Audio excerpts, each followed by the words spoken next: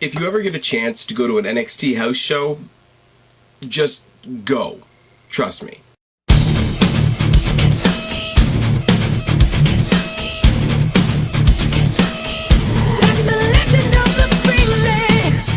What's going on, everybody? It's your buddy, it's your pal Spaz Phoenix, the YWC Reality Check, here with a little bit of a different video.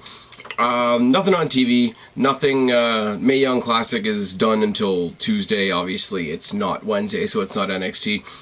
Got a chance to go to the NXT house show in Toronto this past Saturday at the Matinee Center, and when I got the tickets for the Matinee Center, I did not realize, because I'm special like that the Matinee Center is the new name for the old Maple Leaf Gardens. And if you know anything about wrestling history in Canada, you know the history of Maple Leaf Gardens and pro wrestling and WWE specifically. A lot of fun.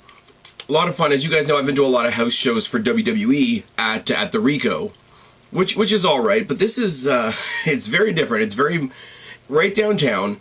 You gotta go up a couple levels before you get to the stadium part, and it was very small crowd.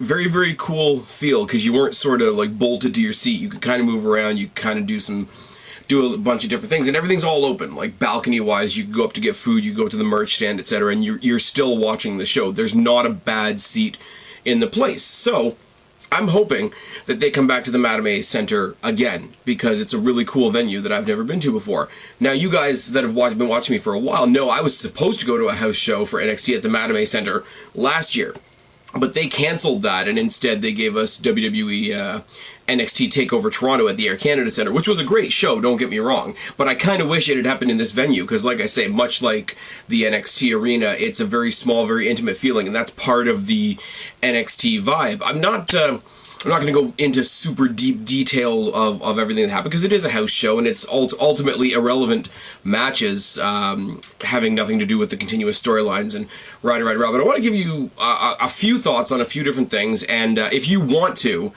there's nothing special, but I will, at the end of this video, I will throw in all the photos and videos I take. They're just taken on my phone. They're not that great. If you want to give them a look, go for it. If you don't, then don't. That's all I got for that one. Started it off, I mean, this show was tailored for a Toronto, Canada crowd, because they started off with the surprise NXT return of Ty Dillinger, which made the crowd go nuts, which was all great. 10 chants all over the damn place. Taking on Kona Reeve, who's apparently taking on the, you know, that persona that The Rock had for a little while when he'd just come back from Hollywood, when he was coming with all the shiny shirts and the suit jackets, you know, too cool for school and all that sort of thing. The Toronto NXT crowd was great. All the chants we got going, the "Who are you? You're a jobber." He's facing Ty Dillinger, so you know you're not perfect. Was pretty good. But I would say Ty Dillinger. I'm a huge mark for Ty Dillinger, as you guys know. But I got to give a lot of credit to this guy Kona Reeves, because we threw everything at him chant wise, because he's facing the perfect 10, so we started calling him a 1. When he started taking that in, he was like, yeah, you're right, I am number 1. We started chanting 2s and 0s at him, which was great. Every time, you know, there was a count out, like count along with the referee, you know, 10, 10, 10, whatever. He threw Ty Dillinger out, and he's like, well, go ahead and count now. And the whole crowd was like, no. Which was good. There was a couple times at this show, because I will say, and you'll see if you hang around and see the picture, I actually got a chance to meet former WWE referee and current Sportsnet 360 sportscaster Jimmy Corderas, which was a really cool experience for me. But Toronto knows Jimmy Corderas, so every time there was even a slightly questionable thing by one of the referees, there was a big Jimmy chant that started, which I thought was really cool, and that's not something you're going to get everywhere. I mean, obviously Ty Dillinger got the win. It was cool. Along with the usual 10 chants, and along with us heckling the hell out of Kona Reeve, there was a lot of welcome back, welcome home, Canada chants, like both, you know, welcome back to Canada and welcome back to NXT on 2 different levels. So Kona Reeve took the brunt of a lot of our heckling, and it was a lot of fun. Next up, because the announcer before the show started promised us that we were going to see participants from the Mae Young Classic, and here I am thinking, okay, I'm not that lucky. We're not going to get a Toni Storm, or a Dakota Kai, or a Rhea Ripley, or a Piper Niven, or anybody like that. We're really not. What we did get was the super team, because you got hometown girl Aaliyah, and Ember Moon, who's one of the biggest names in NXT now with Asuka gone, taking on Mandy Rose and Vanessa Bourne. Now, I will say, hand on heart, that I was wrong about this match because I figured it was going to be a squash. Vanessa Bourne does nothing for me. Absolutely nothing. I mentioned to the people I was with that she's kind of like what would happen if you got Nia Jax when she was green and threw her in the dryer a little too long. But I groaned when I saw Mandy Rose come out, because I don't remember anything special about Mandy Rose. She was coming out a while ago in the big golden outfits and, you know, the Barbie doll type thing. She didn't in this match. She came out, she was in mostly black, and a lot of her offense is a lot snugger than I remember it being. A lot of stiff shots, a lot of really, really aggressive stuff in the ring. So hats off to her for that. Obviously, with Ember Moon being the next in line to be NXT Women's Champion, in my opinion, plus Aaliyah, who's not too bad in her own right, and again, the hometown favorite, Ember Moon and Aaliyah got the win. And I think it was cool, like I say, they're leaning very towards the where they are in Toronto, because with Ember Moon being on the winning team, it's almost a slam dunk for her to win with the Eclipse, but she didn't. She gave the tag over to Aaliyah, who won it with a bridging German suplex, which I thought was really, really cool. Aaliyah, and yes, I'm biased, because hometown girl and all that, she's a lot better than anybody gives her credit for. I'm just putting that one out there. In the realm of, hey, I've been talking about this for months, and fuck me, they put it on a house show, Johnny Gargano. Now, Johnny Gargano's on this losing streak on TV, and obviously this is not part of the TV show, but I've always said, if you want to have him have some cool opponents, put him up against Eric Young, or put him up against Hideo Itami, or if you really want to make him an underdog, don't put him up against Eric Young, put him up against another member of Sanity and Killian Dane. And that's what they did in this match, and it was Johnny Gargano versus Killian Dane. No interference from Sanity, which I really appreciated. The sound in the Mattamy Center was not that great, but I did get to hear all the different renditions of all the different Sanity themes, because they're all involved in this show, which is cool. Gargano got the living snot kicked out of him, and even to the point where he locked in the Gargano escape, which I thought would get the win, and Dane, because he's such a bigger dude, he basically sat up out of it. I think he eventually ended up winning with something simple like a super kick, but it's not believable, as much as I like Johnny Gargano, to have a submission move like the Gargano escape on somebody the size of Killian Dane. So I think the whole, okay, I've got him, okay, oh shit, I don't, I gotta rethink this. But he got a massive win, and I'm kind of sorry that this one wasn't televised, to be honest. Speaking of things being televised, we got a rematch from TakeOver, which kind of made me go, eh, but it was Itami versus Aleister Black. Aleister Black's entrance, when he's not on a televised show, is not as great as it could be, but Itami and Black just went in there and beat the ever-loving snot out of each other. Itami tried several times for the GTS. There was a few CM Punk chants, but for the most part, the people in the crowd with us were chanting for the guy in the ring. Now, I get it. Hideo Itami uses the GTS, and people are still delusional enough to think that CM Punk is coming back and all that sort of thing. But, I mean, unless you got two people in the ring that are absolutely shit in the bed, cheering for somebody else ain't that great. It's really not. I mean, we were disrespectful to Kona Reeve in the first match, you know, with the "Who are you?" and "You're a jobber" and you're not perfect and all that sort of thing. But we were still directing chants that were about him, so we were heckling him the right way, in my opinion. The CM Punk chants, like, they started and ended pretty quickly.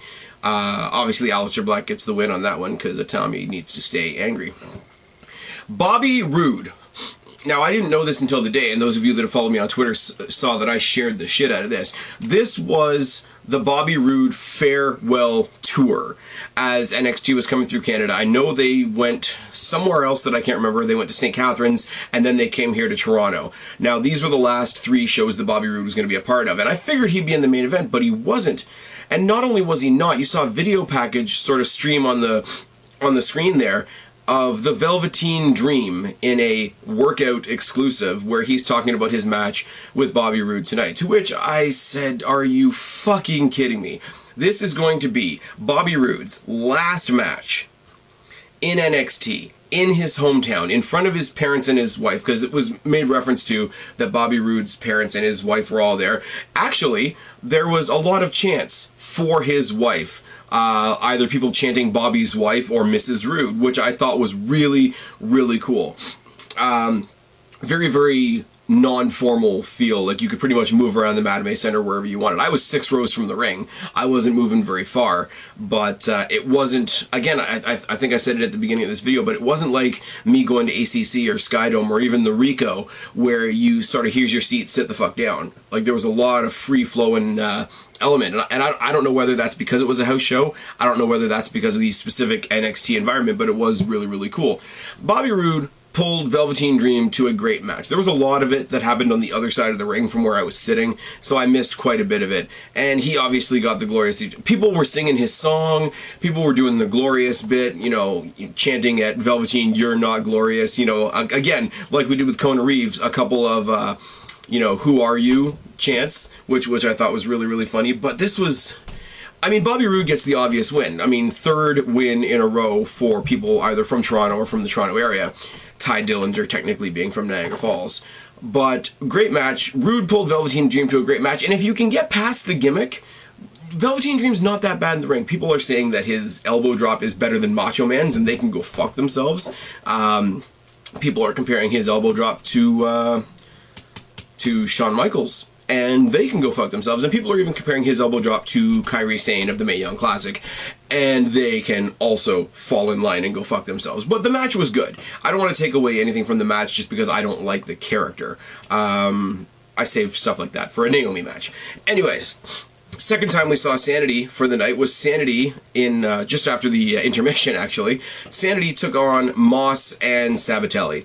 And Moss and Sabatelli got ridiculously destroyed by the crowd because nobody cared. Everybody was happy to see Eric Young. Everybody was happy to see Alexander Wolf. And the story of this match, really, like, you want to talk about tag team psychology and all that sort of thing, was Alexander Wolf sitting there with a crazy smile on his face, getting the absolute shit kicked out of him for about 90% of the match, and then Eric Young coming in for the win.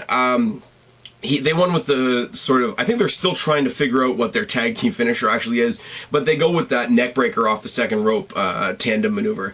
This was the match where they chose to have, hey, let's give the crowd a little bit of fighting in the crowd, and you had Moss and Sabatelli and Eric Young all, you know, grappling up through the crowd. Couple seats over for me, actually. So that was kind of cool. Sanity got the obvious win here. This is where you get the downside of being at a house show because, you know, on the one side, there's no way Moss and Sabatelli should win this match, but on the other side, Sanity is our tag team champions, and championships change hands on house shows about this much. I know they did the thing on NXT with the, I think it was Samoa Joe and Finn Balor, maybe I'm wrong, and they changed that on a house show, but it doesn't happen that often. So you go into it, and you're like, well, they're not going to win, and then you look at who the contenders are, and you're like, well, thank God they're not going to win. It was a cool match. It was cool for me, because I've always been a big fan of Eric Young, excuse me, ever since TNA, honestly, and I've never had a chance to see him in person, and he's impressive as hell in person, going against these other two guys, because these guys, the one thing you can give Moss and Sabatelli is they're big. They're big, cosmetic-looking WWE footprint type wrestlers going up against Sanity, who are definitely not, and that's why they're popular. So I can't help but look at Moss and Sabatelli and think of the old Chris Masters gimmick where he used to come out and he used to pose and do the 3 different muscle poses in front of the big mirror and all that sort of thing. And I didn't care much about him, so you can imagine what I think of them. Great effort from Wolf and Young, and the more I see them, the more I'm okay with the way that they chose which members of Sanity were going to hold the tag team titles. Because Killian Dane, as I say, in his match with Gargano, ragdolled Gargano for most of the match, which did nothing but help both of them. Lacey Evans from the Mae Young Classic, and we've seen a bit on NXT, and, you know, people are 50-50 on her gimmick, but she's solid in the ring, but she's going in there against my girl Nikki Cross. And Nikki Cross, when you see her in person, you realize how tiny she is. She's like the gothic, insane version of Alexa Bliss, which only works in my favor. And she's crazy. And watching her destroy Lacey Evans was fucking... It was just good. It was just good. I don't have anything specific to say about the match. It was just good. And, again... Somebody in Nikki Cross that I'm very, very happy that I finally got to see in person. Big, big fan. The main event was Drew McIntyre defending the NXT Championship. So right off the bat, you know he's going to win. Which is good because his opponent was Andrade fucking Almas. Now, some things you don't see on TV, some things you don't notice until you're there. The size difference between Drew McIntyre and Andrade Almas is worth laughing about. It really is. They put on a good match. Almas put in his stuff, and as I said after TakeOver Brooklyn 3, I don't like. It's a lot like. What the hell? Who would I just mention a second ago? It's a lot like Velveteen Dream. I do not give a shit about him as a person. I think his gimmick is absolutely terrible. I think the whole, like, we'll just fix it by putting a hot chick with him, who wasn't at the show, is a really, really cheap crutch for them to use. I have zero reason to give a shit about the guy, other than his gimmick was that he was a wrestler that didn't give a shit about wrestling. Now his gimmick is he's a guy that doesn't give a shit about wrestling, but he does give a shit because his hot-ass manager told him to. That's not a gimmick I can get behind. But the guy's good in the ring, and the guy does a lot of Alberto Del Rio-esque maneuvers. He does the cross-arm breaker over the top rope. He goes for cross-arm breakers in the ring. He goes for the double stomp, which he hit. And it's great, because when you see Drew McIntyre hung up in a Tree of Woe, he's almost too tall for a Tree of Woe to work, which is cool. I mean, he obviously got destroyed with the Claymore in the end. There was a Future Shock DDT somewhere in the middle there, and there were several attempts for that hammerlock DDT that Andrade Cien Almas does, but obviously Drew McIntyre gets the win. And here's the cool part for me. Drew McIntyre comes out, talks about how proud he is to be the NXT champion, how this is our NXT, etc. But he also talks about his career, and the highlight of his career obviously was becoming the NXT champion, and you can't talk about that without talking about the former champion, Bobby Roode. He calls Bobby Roode back out. There's a big show of respect between the two of them, and then Bobby Roode gets to come out and say a proper final farewell, talk about his history in Maple Leaf Gardens, talk about his wife and his family being there at ringside and that kind of thing. He talks a lot about what NXT means to the wrestling world in general, and how he thanks the fans for supporting him so far, that he hopes that they support him on SmackDown Live, but more importantly, please keep supporting NXT. And I thought it was a really cool moment for him. Not only that, but like to have his last NXT moment be a house show match against the Velveteen Dream would be a bit shit. These are the quickest, fastest thoughts I could possibly give you on this show. I thought it was a good show. If they come back with another house show, you know I'm gonna go. It was a lot of fun, and all I can say is what I said at the beginning. If NXT brings a house show to your town, I really do suggest you go. Take the Mark hat off, stop analyzing the shit out of everything, just go and watch some good-ass wrestling. Anyways, I've been Spaz, your YWC Reality Check. Subscribe up there, talk down there, start a conversation, keep all of these conversations going, don't be a stranger. I'll talk to each and every last one of you later, but for right now, I'm tagging out. Bye, guys.